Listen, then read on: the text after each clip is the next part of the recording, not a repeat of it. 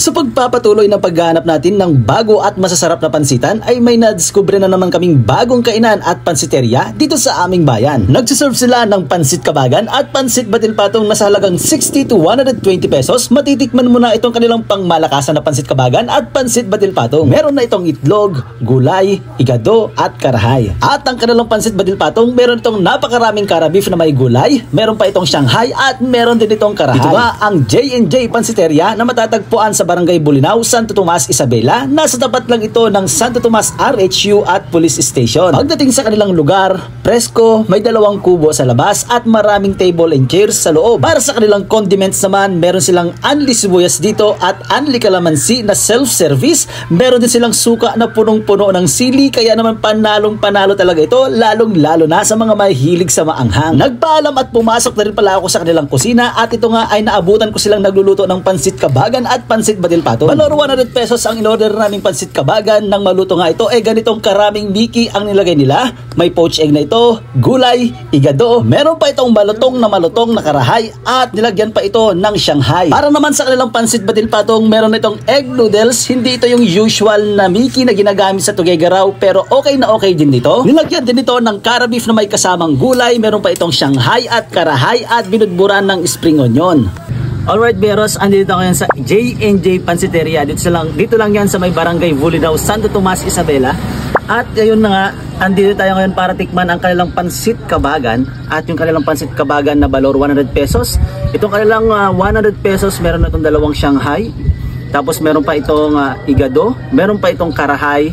Tapos yung gulay na ginamit nila dito, yung raw na gulay. Tapos siyempre ihalo mo na lang yan kasi mabilis lang naman maluto yung gulay, kaya goods na goods pa rin yun. Tapos ito yung ganito kadami yung kanilang pansit. Ayan. Yung biki na nilagay nila ganito karami. Ganyan. Itlog na ginagamit nila dito, batil type yung itlog, hindi siya boil. Siguro pwede naman kayo mag-request ng boil kung mas gusto nyo ng boil.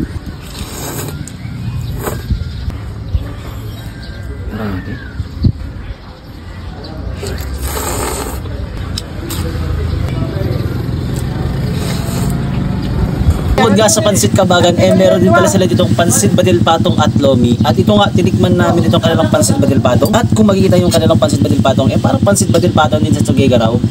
Meron itong Shanghai, meron din itong karahay, meron din itong karabif at meron din itong toge. At yung gulay pa na ginamit nila dito, meron pang carrots at carrots at saka carrots saka toge lang. Ang kanilang mainit-init na sabaw, meron din na binatilan ng itlog. So yung sabaw nila, ganito yung itsura ng sabaw nila sa pansit batilpatong. Tingnan naman yan. Yung noodles na ginamit nila dito, hindi yung mga typical na noodles na natitikman natin sa Tuguegarao, tulad yung mga flat noodles, gano'n. Mas prefer ko talaga yon, pero subukan natin itong kanilang round noodles, yung egg noodles na ginamit nila dito.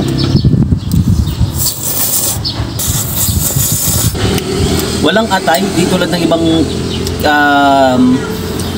batilpatong sa ibang lugar, sa tulad ng Tuguegarao, may mga atay yung batilpatong nila, dito wala.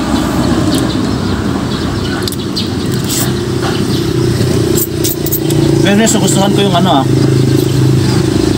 batilpatong nila.